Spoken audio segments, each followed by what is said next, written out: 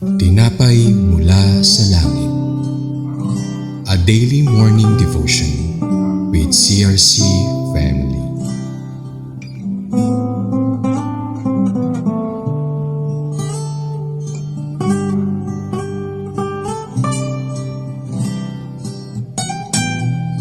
Isang mapagpalang umaga sa ating mga kapatid. Ako po si Sister Flora Bel Bathan ng CRC Balayan, Batangas. Samahan niyo po ako sa ating programang Tinapay Mula sa Langit, a daily morning devotion with CRC. Ngayong umaga ay ating bulayan ang salita ng Diyos sa Judges 4:8-10 na may title na Barak will only lead if Deborah accompanies. Pero bago po tayo tutungo sa ating pag-aaralang salita ng ating Panginoon, tayo po muna ay manalangin. Ama namin nasa langit, salamat po sa pagkakataong ito na maibahagi ang iyong mensahe. Naanyayahan ka namin na manguna sa bawat salita at kaisipan. Ilayo mo kami sa sarili naming opinyon at hayaan mo ang iyong katotohanan lamang ang marinig. At gabayan mo din po ang bawat makikinig sa oras na ito sa pangalan ng iyong anak na si Jesus. Amen. Ngayon ay akin pong basahin ang Judges 4:8-10. Verse 8, And Barak said to her, If you will go with me, then I will go. But if you will not go with me, I will not go. So she said, I will surely go with you. Nevertheless, there will be no glory for you in the journey you are taking, for the Lord will sell Sisera into the hand of a woman. Then Deborah arose and went with Barak to Kadesh. And Barak called Zebulun and Naphtali to Kadesh. He went up with 10,000 men under his command, and Deborah went up with him. Ang Book of Judges 4:8-10 ay nangyayari sa panahon na ang Israel ay nasa ilalim ng 20 taong matinding pang-aapi ni Jabin sa pamamagitan ng kanyang commander na si Sisera na may 900 bakal na karwahe. Sa natural na pananaw, imposibleng manalo ang Israel sa gitna ng takot at kahinaan ng bayan. Tumindig ang Panginoon sa pamamagitan ni Deborah, isang propetisa at hukom. Siya ang nagbigay ng malinaw na utos ng Diyos kay Barak. Ipunin ang hukbo at pangungunahan ang laban sapagkat ibibigay ng Diyos si Sisera sa kanyang kamay. Dito, papasok ang title, Barak will only lead if Deborah accompanies. Hindi tumanggi si Barak, ngunit naglagay siya ng kondisyon. Kung ikaw ay sasama sa akin, ako yayaon. Mga kapatid,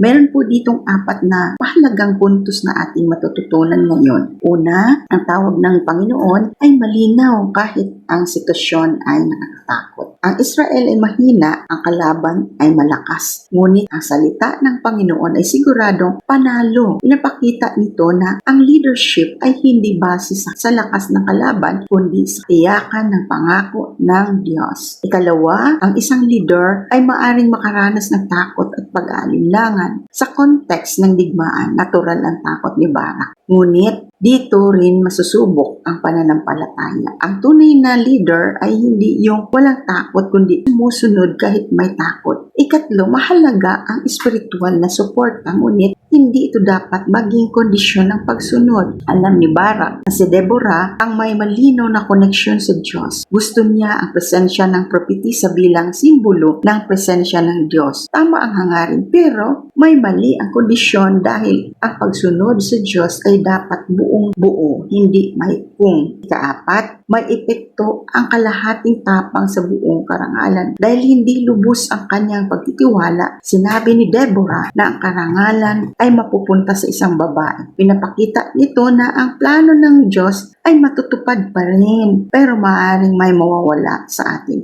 kung hindi tayo ganap na magtitiwala. Ang mensahe dito, sa gitna ng matinding laban at imposible sa paningin ng tao, tinawag ng Diyos si Barak upang mamuno, ngunit ang kanyang kondisyon ay nagpakita na ang kanyang tiwala ay nakadepende sa presensya ng tao, hindi pa ganap sa pangako ng Diyos. Ang Judges 4:8-10 ay nagtuturo na ang pamumuno ay nangangailangan ng buong pananampalataya sa salita ng Diyos, hindi lamang sa presensya ng espiritual na kasama. Ang suporta ay mahalaga, pero ang lakas ng loob ay dapat nakaugat sa katiyakan ng pangako ng Panginoon. At kapag hindi tayo lubos na tumutugon sa tawag ng Diyos, matutupad pa rin ang kanyang plano, ngunit maaaring hindi sa atin mapunta ang buong karangalan. Kung i-apply natin ito, lalo na nga sa ministry natin, May mga panahon na parang overwhelming ang laban, parang 900 chariots ang maharap natin. Pero ang tanong ng Diyos ay hindi, malakas ba ang kalaban? Kundi, magtiwala ka ba sa aking salita? Kaya mga minamahal ko kay Kristo, meron naman ditong 3 bagay na mai-apply natin sa ating buhay. Una, ang sumunod agad kahit may takot. Hindi inihintay ng ating Panginoon na mawala muna ang kaba bago tayo kumilos. Ang hinihingi ng ating Panginoon ay pananampalataya habang may kaba. Kung malinaw ang utos ng Diyos, huwag na nating lagyan ng kondisyon. Ikalawa, ilagay ang tiwala sa salita ng ating Panginoon na hindi sa presensya ng tao.